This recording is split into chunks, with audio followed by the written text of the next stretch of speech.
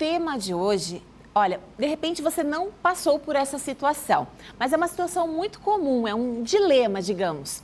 Como a família e os amigos podem lidar, superar o ex?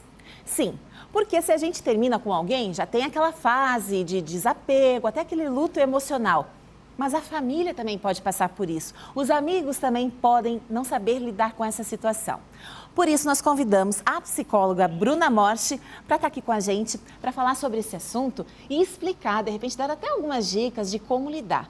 Boa tarde, Bruna, bem-vinda ao Ver Mais. Boa tarde, obrigada pelo convite, uma gratidão estar aqui, uma honra.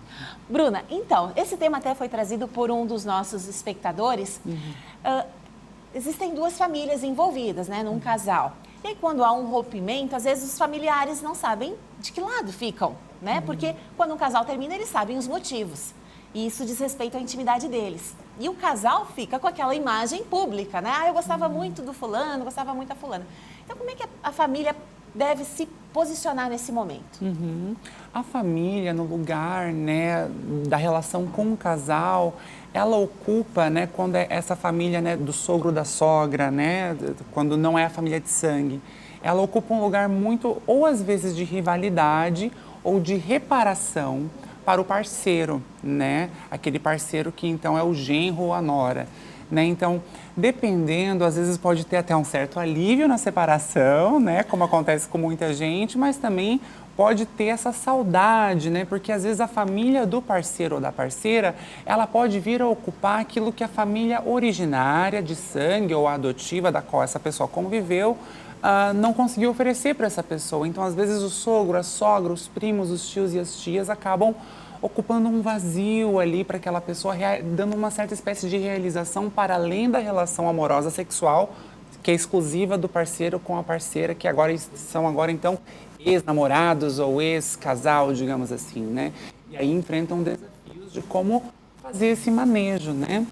Quando a gente está falando de família, é algo mais ou menos nesse sentido. E daí, nesse sentido, cabe também à pessoa, quem encerrou a relação, entender, então, isso que a família acaba desenvolvendo, o que o parceiro desenvolveu com a família, né? Ele não pode exigir essa separação para todos. Então, daí isso é tudo muito... Cada pessoa, cada história é uma história, né? Então, cada história, ela funciona de um jeito muito exclusivo, muito diferente, muito singular, né?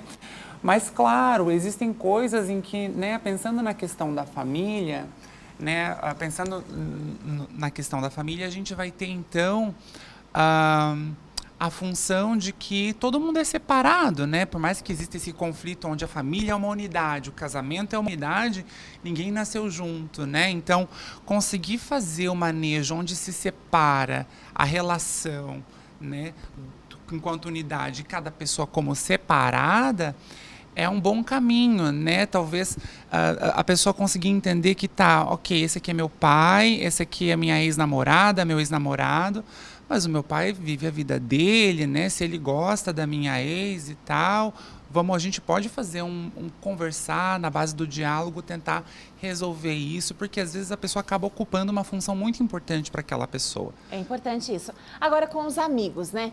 Porque às vezes você tem um grupo de amigos ali, de casais, viajam juntos, já tiveram experiências juntos e querem, de repente, até relembrar, porque naquela viagem, daí se dá conta de que é uma outra pessoa no lugar daquela. Né? Como evitar esse tipo de gafe, né? Como lidar com essa situação também? Então, como eu falei lá no primeiro recorte, que é da família, já na questão dos amigos, a relação é um pouco diferente, né? Com os amigos é como se fosse, né, não querendo ser muito vulgar, mas é como se fosse uma separação de bens, basicamente, mas só que de afetos, né? Uma separação de laços, né? Porque agora quem que vai ficar com um amigo de quem, né? Às vezes fica amigo dos dois, né? De quem, né? Tanto do ex quanto da ex. Mas às vezes existem coisas de afinidade, questões de princípios morais que se envolvem, né? Então é muito importante cada pessoa desse ciclo como um todo conseguir entender o que te faz bem, o que conversa com os teus princípios de personalidade, né? O que tem mais a ver com você, é mais a questão do match, com quem você faz mais química, né? E com quem que você consegue, então, bancar. Essa pessoa tem mais a ver comigo. E cabe ao outro lado, então, ser compreensivo, né? Isso é muito importante. Isso é muito no mundo ideal, assim, né? Porque eu, particularmente, até já tinha comentado com a Bruna, passei por uma situação, né? Havia dois amigos, um casal, e houve uma separação e eu acabei me posicionando por um lado e perdi a amizade do outro. Por quê? De novo, às vezes existe a nossa visão de mundo sobre aquilo também, né? Você acompanhou ali o relacionamento, você sabe, você acaba percebendo ali quem faz tal coisa, e aí eu acabei perdendo uma amizade e não soube lidar. Isso acontece com muita gente também, né? Sim, o diálogo é sempre muito importante, né? Porque o que está na cabeça de um não é sempre o que está na cabeça do outro, né? Às vezes você faz uma curva, a pessoa interpreta como uma curva muito abrupta, mas você só estava passeando por ali, né? Então o diálogo é sempre o caminho, né? E como Lacan, que é um dos teóricos da psicanálise, ele comenta, né? A gente pode sempre saber o que a gente disse, mas nunca o que o outro escutou, né? Então, para você conseguir tentar alinhar um pouco com o que o outro está pensando sobre você, se isso conversa, se isso é possível de diálogo, né? E se não for possível, né? Às vezes basta a gente só conseguir bancar a nossa escolha, bancar que foi assim mesmo, e às vezes acontece mesmo o processo natural de dissolução de alguns grupos de amizade, como se faz numa separação também. Então, eu quero aproveitar e perguntar dos filhos também. Independente da separação, se a família, né, vai tomar um lado ou não, amigos ou não, não existe lado para os filhos, né?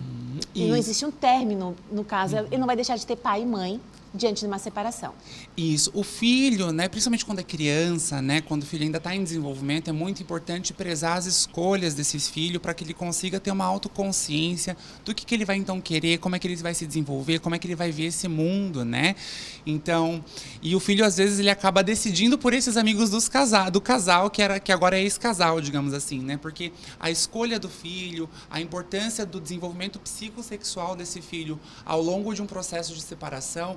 É importante que esse filho ele entre num lugar de protagonismo, né? Enquanto o casal tem algo de comum entre eles, né? E é preciso muito focar nesse manejo. Isso é muito importante para a saúde do grupo como um todo. Perfeito. Bruna, chegou uma mensagem para gente, o pessoal da produção vai colocar na tela, uma mensagem anônima, mas importante. Meu marido não quer que eu tenha contato com os meus ex por não ter filhos em comum, já que ele tinha contato, pois tem filhos com elas.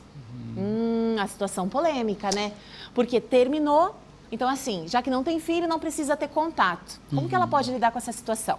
Bom, né, às vezes a gente usa muito a fala, né, a narrativa para conseguir justificar e conseguir muito o que a gente quer, né? Isso me parece muito assim, não sei, talvez esteja sendo muito ousada, mas às vezes é um discurso muito de sedução, né, para você conseguir ter direitos extras sobre um relacionamento em relação ao outro, né? E o amor, num geral, é sempre uma relação sempre de alienação e separação. E quando eu digo isso, é sempre até que ponto eu vou ceder um pouquinho de quem eu sou para conseguir caber na vida dessa outra pessoa e até que ponto não, eu não quero ceder disso aqui que eu tenho que é muito precioso para mim. E será que você vai aceitar isso? Né? E me parece muito esse jogo, essa barganha, né, para conseguir estar num laço saudável com o outro. E isso agora falando de ex, né, de histórias passadas e bagagem, né?